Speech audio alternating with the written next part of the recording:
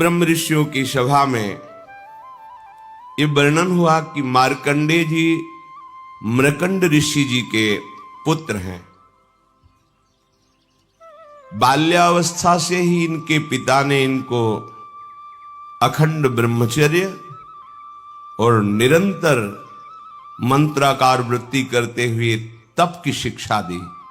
मार्कंडेय जी को मृकंड ऋषि ने जब से सुधि संभाली तो ब्रह्मचर्य का उपदेश किया, जितेंद्रियता का, मंत्राकार वृत्ति करते हुए घोर तपस्या का। पिता के बताए हुए साधन में मार्कंडेय जी विधि पूर्वक तपस्या, शास्त्रों का स्वाध्याय और आजीवन अखंड ब्रह्मचर्य का व्रत लिया। सदैव शांत भाव से रहते, सिर पर भारी जटाओं का बोझ रहता, इसलिए उनके शरीर पर जैसे उपटन साबुन आदि का प्रयोग नहीं होता तो जल से फिर धूल जमते जमते मटमैला स्वरूप हो जाता है त्वचा का, तो जैसे राख से ढकी हुई अग्नि, ऐसा उनका स्वरूप। सिर पर भारी जटाएं और वृक्ष की छाल की लंगोटी और हाथ में कमंडल और एक जीव निवारण के लिए दंड, ये साधु का स्वरूप है। वो सदैव काले मृग का चर्म ऐसे धारण किए हुए, कुश की एक ऐसे बनाकर कूची सी, जहां बैठना है पहले छोटे जीवों को हटा देते फिर बैठते। आजीवन ब्रह्मचर्य के लिए बहुत सावधान रहते, प्रातःकालीन और सायंकालीन, और नैष्ठिक ब्रह्मचर्य को प्रातः, मध्याह्न, सायं तीनों काल की संध्याओं में। तो वो तीनों काल की संध्या करते हैं, गुरु वंदना और मानसिक प्रभु का पूजन और निरंतर स्वरूप चिंतन कि मैं वही परब्रह्म परमात्मा हूं, ऐसी आराधना करते। सायं या प्रातः भिक्षा मांग कर लाते, गुरुदेव के चरणों में समर्पित कर देते और हाथ जोड़कर खड़े रहते। गुरुजी की इच्छा होती तो उस भिक्षान्न से उनको कुछ भाग दे देते, नहीं इच्छा होती तो इशारा पाकर उपवास करते हुए भजन करते। मार्कंडेय जी ने इस प्रकार तपस्या और भजन स्वाध्याय में बहुत वर्ष व्यतीत किए। ऐसी आराधना में तन्मय हुए कि उन्होंने मृत्यु पर विजय प्राप्त कर ली, मृत्यु को परास्त कर लिया, जिसको जीतना बड़े बड़े योगियों के लिए बहुत कठिन है। मार्कंडेय जी जब मृत्यु पर विजय प्राप्त की तो ब्रह्मा, भृगु, भगवान शंकर, दक्ष प्रजापति, अन्य बड़े बड़े देवता, पितर सभी आश्चर्यचकित हो गए। इनकी मंत्राकार वृत्ति, आजीवन ब्रह्मचर्य, परम पवित्रता, तपस्या, त्रिकाल संध्या, इसके प्रभाव से मृत्यु पर विजय देख करके सब आश्चर्यचकित हो गए। कहीं किंचन मात्र हृदय में कोई अन्य चिंतन नहीं, कोई क्लेश चिंतन नहीं, इंद्रियातीत स्थिति।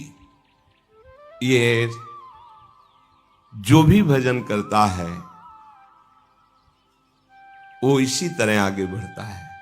पर आप विषयों को सुख मानकर जब अपने भजन पद्धति को शिथिल कर देते हैं तो आप योग्यता खो देते हैं परमानंद की। नहीं तो जिए काल बस ना परे, सेवक जी कह रहे हैं। मृत्यु क्या, समुझ जे आए शरण ते डरत ना काल डर। काल विजयी हो जाता है भक्त।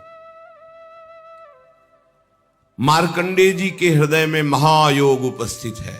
महायोग, किंचन मात्र कोई भी मन में अन्य स्फुरणा ही नहीं, केवल सच्चिदानंद भगवान। 6 मनवंतर व्यतीत हो गए भजन करते हुए, 6 मनवंतर। 7वां मनवंतर लगा तब देवराज इंद्र घबरा गए और उन्होंने सभा बुलाई और कहा किसी भी तरह मार्कंडेय ऋषि को चंचल करो, इनकी साधना भ्रष्ट करो। डर रहता है अपनी कुर्सी का, इंद्र पद का, कि कहीं ये चला ना जाए। और उनको ये पता नहीं कि ये महानुभाव ऐसी स्थिति में होते कि ब्रह्मा का पद भी इनके लिए कोई महत्व तो नहीं रखता, फिर देवराज इंद्र पद का क्या। पर पद के भोक्ता जनों को ये भय लगता है कि कहीं ये तपस्या करके मेरे पद को न छीन ले। तपस्या में विघ्न डालने के लिए सभा बैठा ली और सभा में निश्चय किया गया कि त्रिलोक विजयी कामदेव, अप्सरा, मलय, बसंत, ये सब जाएं और मार्कंडेय जी की एकाग्रता में विघ्न डालें, उनके अंदर काम प्रकट करें। साथ में लोभ और अहंकार को भी भेजा, तुम भी अपना प्रभाव दिखाओ, क्योंकि बिना अहम के भोक्ता भाव नहीं आता और बिना भोग सुख के लोभ के वृत्ति चंचल नहीं होती। इसलिए लोभ और अहंकार को भी आदेश किया। ये सब मूर्तिमान होकर वहां रहते थे। उनकी आज्ञा के अनुसार जहां मार्कंडेय जी भजन कर रहे थे गए, हिमालय के उत्तर की ओर है, पुष्पभद्रा नामक नदी के तट पर, वहां एक चित्रा नाम की विशाल शिला है, उसी में मार्कंडेय जी वास करते थे। बड़ा ही सुंदर मनोहर वृक्षों से युक्त,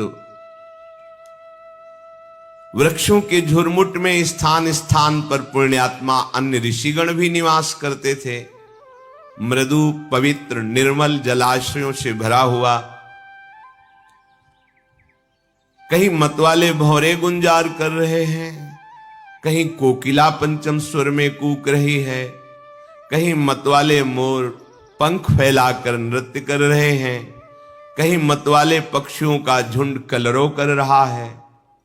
ऐसे परम पवित्र शांत मार्कंडेय मुनि के आश्रम में इंद्र के द्वारा भेजे हुए पहले वायुदेव ने अपना प्रभाव दिखाया। पुष्पों का सौरभ लेकर मंद मंद वायु, सुगंधित वायु, उन्माद प्रकट करने वाली आश्रम में चली। शीतल झरनों की नन्ही नन्ही फुइयां और पुष्पों का सुंदर पराग और सौरभ लेकर पहले वायु ने अपना प्रभाव दिखाया। वो वायु कामदेव को उत्तेजित करने वाली थी। अब कामदेव के सखा बसंत ने अपना प्रभाव प्रारंभ किया। संपूर्ण सुहावना मौसम, संध्या का समय था। भगवान चंद्रदेव उदित होकर के अपनी शीतल किरणों का विस्तार कर रहे थे। सहस्त्र सहस्त्र लताएं वृक्षों का आलिंगन की हुई धरती पर झुक रही थी। नई नई कोपलें, सुंदर सुंदर रसीले फल, फूलों के गुच्छे ऐसे शोभायमान हो रहे थे। बसंत का साम्राज्य संपूर्ण वन को बहुत ही सुंदर कर दिया। अब कामदेव ने प्रवेश किया। उनके साथ विशेष गायन के द्वारा मोहित करने वाले गंधर्व और ऐसा ताल से संगीत बजाने वाले जिससे उन्मत्तता चढ़ जाए, और स्वर्गीय अप्सराएं, और उनके बीच में 5 बाण संधान करने वाला कामदेव, हाथों में पुष्पों का धनुष और 5 बाण।